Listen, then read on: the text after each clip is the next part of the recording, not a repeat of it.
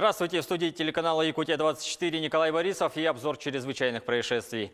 В Мирнинском районе продолжают выявлять факты сбыта и употребления наркотических средств. В отдел госнаркоконтроля поступила оперативная информация о реализации и сбытии наркотиков по улице Советская. Информация подтвердилась в момент совершения преступления. Оперуполномоченными были задержаны 2 гражданина, изъят гашиш в крупном размере. На обоих возбуждены уголовные дела. Одним из них оказался гражданин, который являлся начальником охраны компании «Алроса». По делу продолжаются расследования. В ходе судебного заседания было установлено, что 3 июля 2018 года в МВД России по Мирнинскому району поступила оперативная информация о том, что лицо намеревается незаконно приобрести наркотическое средство гашиш в значительном размере. В ходе проведения оперативно-розыскных мероприятий данная информация подтвердилась.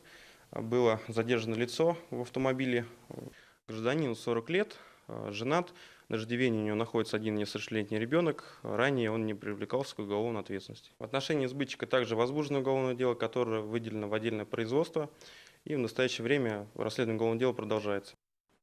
Тем временем в Алданском районе выявлен очередной случай мошенничества. 43-летняя жительница районного центра разместила объявление в интернете о том, что сдает квартиру. Вскоре ей позвонили и сообщили, что хотят дать предоплату. Мошенник убедил женщину, и та привязала свой мобильный банк к его номеру. Было похищено 25 тысяч рублей. Проводится проверка. Еще раз напоминаем о бдительности.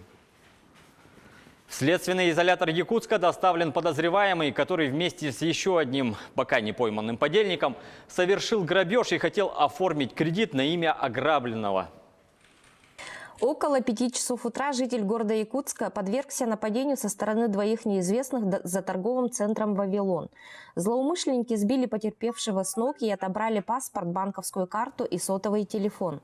В ходе оперативно-розыскных мероприятий личность подозреваемых была установлена. Выяснилось, что 20-летние уроженцы города Якутска и Хангаласского района после совершения грабежа пытались оформить кредиты по паспорту потерпевшего.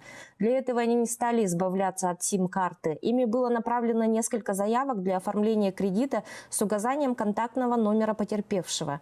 В настоящий момент один из подозреваемых водворен в следственный изолятор.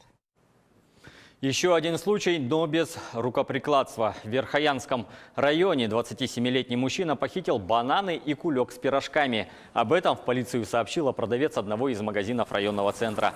Ранее судимый мужчина находился в состоянии алкогольного опьянения и вскоре был задержан сотрудниками полиции.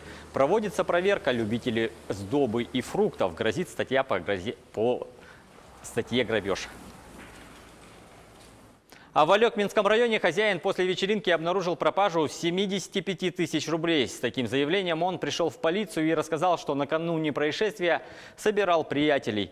Проснулся один, гости разошлись, и кто-то из них, либо неизвестный, воспользовавшись незапертой дверью, похитил деньги. Вором оказался 38-летний гость. Часть денег изъята, возбуждено уголовное дело по статье «Кража». И к международной повестке. По меньшей мере 1 человек погиб и 4 оказались под завалами в результате обрушения многоэтажного дома в Стамбуле. По данным местных властей, всего в нем было зарегистрировано 43 жильца, рассказывает Артем Сторонов. Эти кадры запечатлела в среду камера наружного наблюдения в Стамбуле. По неизвестной пока причине в районе Картал в азиатской части турецкой столицы обрушился многоэтажный жилой дом. В результате инцидента погиб как минимум 1 человек, еще по меньшей мере 4 остаются под завалами. Одну женщину спасателям удалось извлечь на поверхность, говорит губернатор Стамбула Али Ярликая. В соответствии с системой регистрации адресов, в этом доме было 7 этажей плюс подвал и 14 квартир. По данным муниципальных властей, здесь проживали 43 человека. Губернатор также отметил, что на 1-м этаже здания располагалась нелегальная текстильная фабрика, а 3 верхних этажа были незаконной надстройкой. Он не стал отвечать на вопрос о возможном числе жертв. Президент Турции Реджеп Таyyip Эрдоган отправил на место трагедии министров внутренних дел и окружающей среды. По факту обрушения возбуждено уголовное дело. На этом пока все. Берегите себя.